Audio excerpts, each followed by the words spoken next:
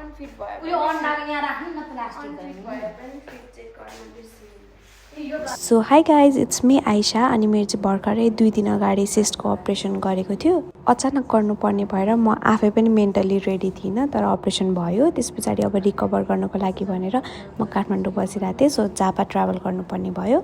basically मेरो take care गर्ने कोही भएन काठमाडौँमा त्यही भएर यति धेरै दबाई दिएको थियो मलाई यो दिन चाहिँ मेरो 5 बजेको बेलुकाको फ्लाइट थियो अनि यहाँ चाहिँ मलाई डक्टरले एकचोटि म हजुरलाई हेर्छु अनि हजुर जान सक्नुहुन्छ भने म पठाउँछु भनेर बोलाउनु भएको थियो सो म यहाँनिर पर्खिरहेको थिएँ तर मेरो मेन प्रब्लम चाहिँ अब कसरी जानु प्लेनमा भन्ने कुरा थियो किनभने म बस्न उठ्न केही गर्न भएको थिएन यसरी बाङ्गो मात्र बस्न सकिरहेको थिएँ कि तर मैले त्यहाँनिरको कस्टमर सर्भिसमा कुरा गरेँ मलाई गाह्रो हुन्छ यसरी बस्न बरु मलाई प्लेनमा 2टा सिट छ भने मिलाइदिनु न भनेर भनेको थिएँ अनि उहाँहरूले यसरी मलाई भेनमा लिएर जानुभयो क्या अरू चाहिँ गाडीमा आइरहनु भएको थियो मलाई यहाँनिर सुतार लिएर जानुभयो अनि मलाई सिट पनि मिलाइदिनु भयो क्या यसरी म सुतेर आएको क्या फर्स्ट टाइम मजा आएको थियो तर मलाई अनि हामी जापा ल्यान्ड गरिसके पछाडि चाहिँ पहिला सबैजना उत्रिनु भयो म चाहिँ लास्ट सिटमा बसेको थिएँ अनि त्यस पछाडि सबैजना उत्रिसकेपछि एकजना दाइले व्हिल चेयर लिएर आउनुभयो अनि मलाई त्यसमै राखेर लिएर जानुभयो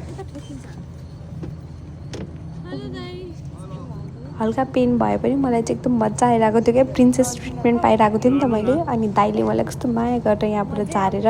व्हिल चेयरमा काठमाडौँमा त गाह्रो भयो होला है भन्दै लिएर जाँदै हुनुहुन्थ्यो